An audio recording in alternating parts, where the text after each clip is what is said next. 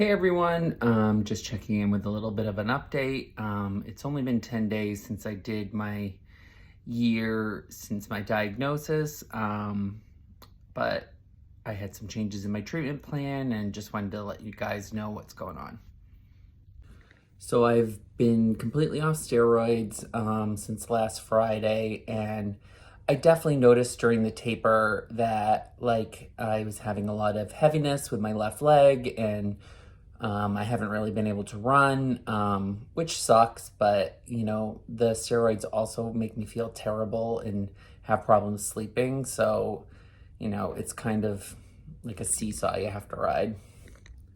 But because I was having so many problems, I wasn't able to run the Trackhouse Mile. I probably could have run a mile, but there was a lot of pedestrians around, and it's not the flattest surface. There's potholes and stuff. So I decided to just volunteer, which was really fun. I was up at the turnaround point, helping direct traffic and cheering for people with my new megaphone, which was really fun. I'll insert a video here.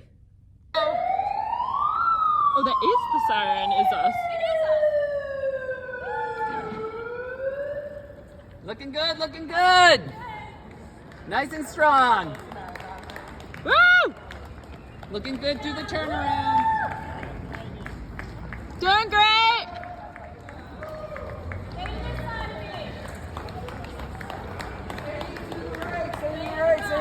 Nice work, everyone. Nice, crank it on the back half. You got this. Nice work, everyone. Nice work. Crank it in on the back half. You got this. Stay strong, everyone. Monday, I went over to MGH's imaging center over at Assembly Row and had my post-second cycle of chemotherapy MRI just to see how things are progressing. And I will go over next week with my oncologist, the results in detail and everything else, and kind of discuss everything. But the nurse practitioner yesterday said that the MRI initially looks very much the same. So they're seeing no progression in my cancer, which is really good. Basically what you're hoping for.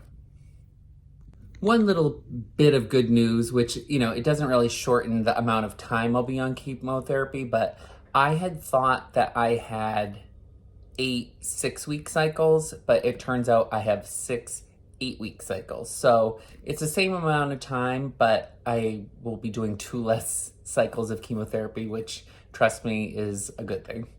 Yesterday, I went over to MGH's main campus. I was supposed to start my IV vincristine chemotherapy yesterday, but we did my blood work and talked about some of the symptoms I've still been having. I've been having some numbness in my left hand, my fingertips and stuff. And with vincristine, you have to be super careful, and I'm glad that I was very forthcoming with everything that I've been going through.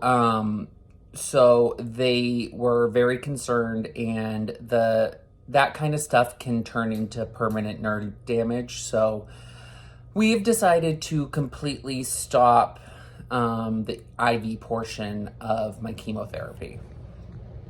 They explained to me early on, before we even started the first round of chemotherapy, that most people don't make it through all 6 cycles on all 3 drugs because most people's bodies just can't tolerate it. And where up until now I've been having very mild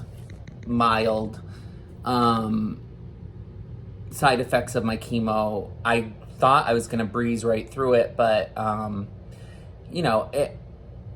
just being a competitive person, not completing something, I'm just having to think of it like a training plan for a race. Sometimes there'll be a 20 miler on there and you get out there and 15 miles in you realize I am not going to benefit by pushing through. I am only going to hurt myself, and you have to adjust the plan. And thankfully, MGH Cancer Center is very much about tailoring your care completely to you. So this is the least important of the 3 chemotherapy drugs that I'm on.